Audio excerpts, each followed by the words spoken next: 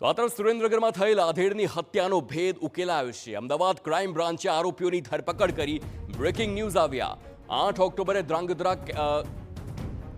કેનાલમાં મૃતદેહ મળ્યો હતો। પોલીસે આકસ્મિક મોતનો ગુનો દાખલ કર્યો હતો। સમગ્ર મામલે પોલીસે પત્ની સહિત બેની કરી છે ધરપકડ। ઓશિકાથી મોઢું દબાવી હત્યા કરી હોવાનું સામે આવ્યું છે।